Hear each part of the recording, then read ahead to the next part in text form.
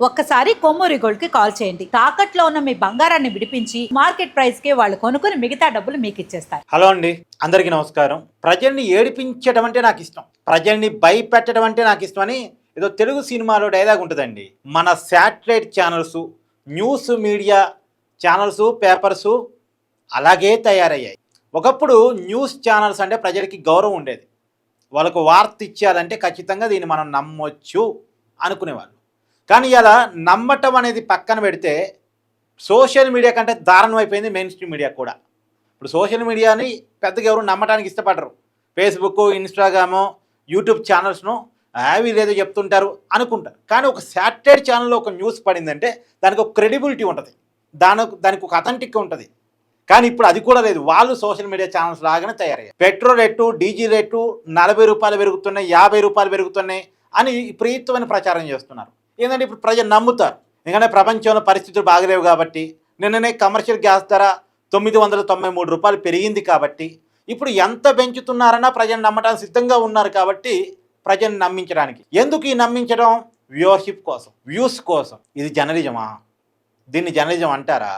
ఏమండి, అసలు 40 రూపాయలు 50 రూపాయలు పెట్రోల్ డీజిల్ పెరిగితే ఈ సమాజం మీద పడే ప్రభావం ఏంటో ఈ వార్త రాసేవాడికి, ఈ వార్త చెప్పేవాడికి తెలుసు. అసలు పెట్రోల్ డీజిల్ పెరిగితే ట్రాన్స్పోర్టేషన్ కాస్ట్ పెరిగింది. ట్రాన్స్పోర్టేషన్ కాస్ట్ ఈ మందం పెరిగిందంటే అంటే ఇప్పుడున్న 40 రూపాయలు 50 రూపాయలు పెంచడం అంటే ఇప్పుడున్న ధరకి ఓ 40% 50% పెంచడం అన్నట్టు లెక్క. ట్రాన్స్పోర్టేషన్ కాస్ట్ కూడా 40% 50% పెరిగింది. ట్రాన్స్పోర్టేషన్ కాస్ట్ 40% 50% పెరిగిందంటే ఇప్పుడు 30 రూపాయలు ఉన్న పాల ప్యాకెట్ ఎంత అయింది? 45 రూపాయలు అయింది. అంతేకి 50% పెరగాలిగా. 80 రూపాయలు ఉన్న బీరకాయలు ఎంత అవుతాయి? 120 రూపాయలు అవుతాయి. అంతే కదా. చూడండి, ఇప్పుడు 45 రూపాయలు పాల ప్యాకెట్ కొనుక్కోగలం మనం. 120 రూపాయలు పెట్టి బీరకాయలు కొనడానికి ఇబ్బంది పడతాం పడమా? వ్యవస్థ మొత్తం అత్తలాకుతలం అయిపోయింది, దేశం మొత్తం ఇబ్బంది పడిపోయింది. తెలియకుండానే సామాన్యుని మీద తీవ్రమైన ప్రభావం పడింది. డీజిల్ పెంచడం అంటే, డీజిల్ అంటే మీకు మన కార్లలో కొట్టించుకునే పెట్రోల్ డీజిల్, బైకుల్లో కొట్టించుకునే పెట్రోల్ డీజిల్, ఇది మాత్రమే కాదు, మొత్తం ట్రాన్స్పోర్టేషన్ డీజిల్ పెట్రోల్ మీద ఆధారపడి ఉంటుంది. మొత్తం ట్రాన్స్పోర్టేషన్ ఒక్కసారిగా ట్రాన్స్పోర్టేషన్ పెరిగిపోయింది. పాలు, పండ్లు, కూరగాయలు, ఉప్పు, పప్పు అన్నీ పెరిగిపోతాయి. మొత్తం కాస్ట్ ఆఫ్ లివింగ్ చాలా దారుణం అయిపోయింది. ఇలా ఏ ప్రభుత్వము ఇలా చెయ్యదు. దేశం ఒక రకంగా అతలాకూతరం అయ్యే పరిస్థితిని ఏ ప్రభుత్వము కొని తెచ్చుకోదు. ఇదంతా ఒక అబద్ధ ప్రచారం, ఫేక్ ప్రచారం. అయితే పెట్రోల్ డీజిల్ రేట్ పెరగడానికి అవకాశం ఉంది. 4 రూపాయలు 5 రూపాయలు పెరగడానికి అవకాశం. ఇది చెప్పండి. పోని మీకు మరీ భయపెట్టాలంటే 10 రూపాయలు పెరుగుతుందని చెప్పండి, 10 రూపాయలు పెరుగుతుందని చెప్పండి. కానీ 40 రూపాయలు 50 రూపాయలు 30 రూపాయలు పెరుగుతుందని చెప్తున్నారు ఏంటి అసలు? అంటే నిన్న 993 రూపాయలు పెరిగిందని గ్యాసు. ఇదేంటి? కమర్షియల్ గ్యాస్ ధర పెరిగింది, డొమెస్టిక్ గ్యాస్ కాదు, కమర్షియల్ గ్యాస్. ఎందుకు? కొద్దిగా కమర్షియల్ గ్యాస్ వాడేవాళ్ళు తక్కువ పర్సెంటేజ్ ఉంటారు. మొత్తం జనాభాలో 1% 2% ఉంటారు. సరే, వాళ్ళు ఇబ్బంది పడ్డా తప్పని పరిస్థితి అనుకున్నారో పెంచారు. పెంచడం తప్పదేమో, తప్పే కానీ తప్పదేమో. ఎందుకంటే ప్రపంచ మార్కెట్లో క్రూడ్ ఆయిల్ ధర విపరీతంగా పెరిగాయి, రూపాయి పతనం అవుతూ ఉంది.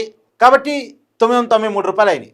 ఈ 993 రూపాయలని నేను పర్సనల్గా వ్యతిరేకిస్తాను. దానివల్ల సామాన్యుడి జీవితం అతలాకుతలం అయింది. ఎందుకంటే 1% అంటున్నారు, కానీ ఈ 1% మందం కాదు ఇబ్బంది పడేది. ఈ 1% ఎవరు? హోటల్స్ వాళ్ళు, రెస్టారెంట్స్ వాళ్ళు, రోడ్డు పక్కన బండోళ్ళు, వీళ్ళంతా కమర్షియల్ గ్యాస్ వాడుతూ ఉంటారు. ఇవాళ వీళ్ళ బతుకు మొత్తం చిత్రం అయిపోయింది. వీళ్ళ బిజినెస్ దెబ్బతింటుంది. వీళ్ళు ఏం చేయాలి? రేట్లు పెంచాలి. ఒక్కొక్క దాని మీద 10 రూపాయలు రేటు పెంచాలి. తక్కువ దోశ మీద, ఇడ్లీ మీద, పూరి మీద, బోండా మీద, మీల్స్ మీద, బిర్యానీ మీద, ఆయా ఐటమ్ను బట్టి, ఆయా కాస్ట్ని బట్టి రేట్లు పెంచాలి. పెంచితే పొయ్యే వాళ్ళ శాతం తగ్గిద్ది. అమ్మో రేట్లు పెరిగినాయి అంట అని పొయ్యే వాళ్ళ శాతం పెరిగింది. పైగా పక్కన తోపుడు బండ్లు అమ్ముకునే వాళ్ళు రేట్లు పెంచడానికి చాలా ఇబ్బంది పడతారు. ఇప్పుడు పెద్ద రెస్టారెంట్స్ కూడా 10 రూపాయలు 20 రూపాయలు పెంచినా ఆ పెద్ద రెస్టారెంట్కి పోయి డబ్బులు కట్టాలనుకునేవాడు 10 రూపాయలు 20 రూపాయల కోసం వెనకాడు. కానీ తోపుడు బండోడు 30 రూపాయలు ఇట్టిని 35 రూపాయలు 40 రూపాయలు చేశారు అంటే వాడి దగ్గరికి పోయే వాళ్ళ శాతం తగ్గింది. ఎందుకంటే అక్కడికి పోయే వాళ్ళంతా ఎవరు? తక్కువ ప్రైజ్కి ఇడ్లీ కావాలనుకునే వాళ్ళు, తక్కువ ప్రైజ్కి నాకు ఫుడ్ కావాలనుకునే వాళ్ళే పోతారు అక్కడికి. రోడ్డు పక్కన బిర్యానీ పెట్టి 100 రూపాయలకి అమ్ముతూ ఉంటాడు. వాడి దగ్గరికి పోయేది ఎవరు?